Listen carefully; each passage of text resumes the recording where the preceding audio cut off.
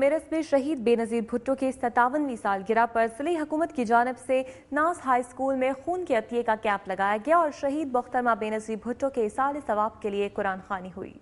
जिले administrator Mohammad Abbas Bloch ने खून के एहतियात के कैंप का दौरा किया और कुरान खानी में शिरकत की। कैंप में शहीद मोहतरमा बेनज़ीर भुट्टो के इसाले सवाब के लिए शहर की खवातीन और मर्दों ने बड़ी तादाद में शिरकत की और खून के एहतियात जमा करवाए। खून के एहतियात देने वाले मर्दों खवातीन का कहना था कि शहीद मोहतरमा बेनज़ीर भुट्टो एक अजीम सियासी कायद और बहादुर खातून थी।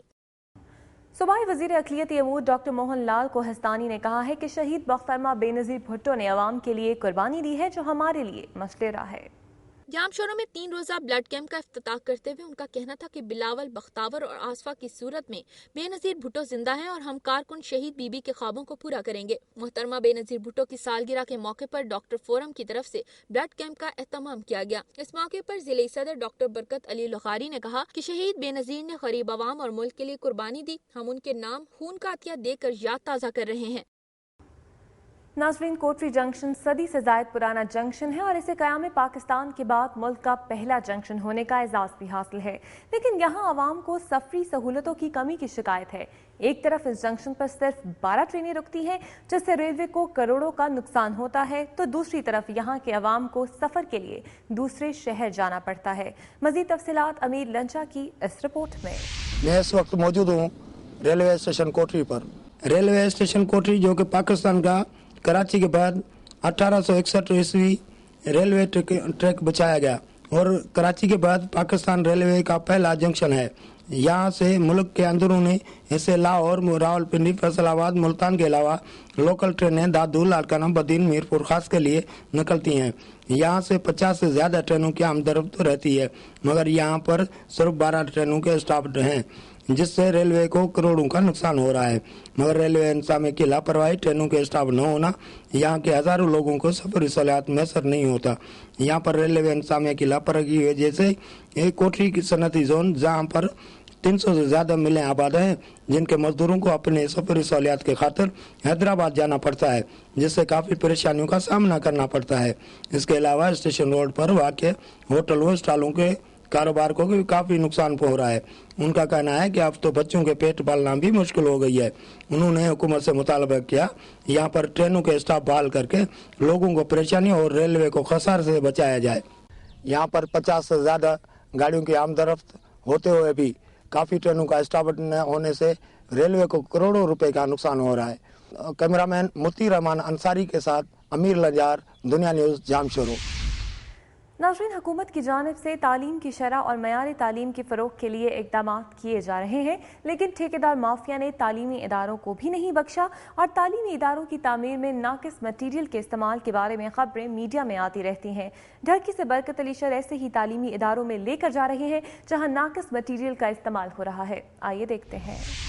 यूँ तो ठेकेदार माफिया की बेरहमी के बायस कई अहम तरीन मनसूबे नाकाम हो चुके हैं, जिसके बायस वो ना तो किसी को फायदा पहुंचा सके और ना ही किसी को फायदा पहुंचाने के काबिल रहे हैं। लेकिन अफसोसनाक अमल ये है कि इन ठेकेदार माफिया ने तालीमी इदारों को भी नहीं बख्शा, जिसका वाज़ेह सबूत गवर्नमेंट पी हाई स्कूल डहर की मौजूद है, जिसको मनपसंद ठेकेदारों को खुश करने के लिए नई स्कूल की बिल्डिंग तामीर करने के लिए ठेका दिया गया।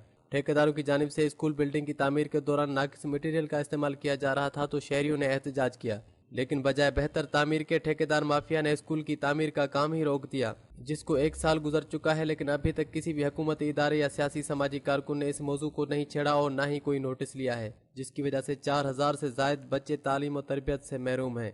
दूसरी जानिब स्कूल इंतजामिया की जानिब से मुतबादिल जगह पर बच्चों को तालीम हासिल करने पर मजबूर किया जा रहा है। इसीलिए गवर्नमेंट बॉयज़ हाई स्कूल की तामीर का काम जल्द से जल्द मुकम्मल करवाकर बच्चों को दरपेश मसाइल से निजात दिलाई जाए और तामीराती काम में ताखीर का नोटिस लेकर ठेकेदारों के खिलाफ कार्रवाई की जाए। कैमरामैन तनवीर बलोच के साथ बरकत अली शहर, दुनिया न्यूज़, डहर की।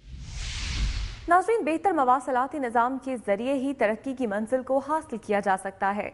सड़कों की तामीर भी इलाके की तरक्की में अहम किरदार अदा करती है, लेकिन मेहरान नेशनल हाईवे की तामीर 3 माह से बंद है, जिसकी वजह से लोगों को आमदोरफ्त में शदीद मुश्किलात का सामना है। मेहरान नेशनल हाईवे की तामीर की बंदिश के खिलाफ अवाम ने शदीद एहतजाज भी किया है। मज़ीद तफसीलात इस रिपोर्ट में। इस वक्त हम मौजूद है मेहरान नेशनल हाईवे पे। मेहरान नेशनल हाईवे का काम 3 साल से बंद होने के खिलाफ शहरी इत्तेहाद और फैज़गंज बचाव तहरीक की जानिब से फैज़गंज में मुकम्मल शटर डाउन हड़ताल की गई और सड़कों पर टायर जलाकर रोड बंद करके एहतजाजी धरना दिया गया। उस मौके पर मुजाहिरीन से खिताब करते हुए शहरी इत्तेहाद के सदर हसीबुर रहमान احمد حسین چانگ، اقبال موریجو، جاوید علی، سیال حیات اور دیگر نے کہا کہ ایشین ڈیولپمنٹ بینک کی جانب سے 225 ارب روپے کی لاگت سے میران نیشنل ہائی وے کا کام 2002 میں شروع کیا گیا، مگر 8 سال گزر جانے کے باوجود بھی کام مکمل نہ ہو سکا۔ نئے روڈ کی تعمیر کے لیے پرانے روڈ کو بھی اکھاڑ دیا گیا، جس کی وجہ سے حادثات روز کا معمول بن گئے اور درجنوں افراد ہلاک ہو گئے۔ اس موقع پر مظاہرین نے مزید کہا کہ روڈ کے ٹھیکیدار بیچ میں ہی کام چھوڑ کر وزیروں اور مشیروں کے روڈ بنانے میں مصروف ہیں اور فیض گنج کی عوام شدید مشکلات کا سامنا کر رہی ہے۔ کیمرامین بشارت چاند کے ساتھ حامد علی، دنیا نیوز، فیض گنج۔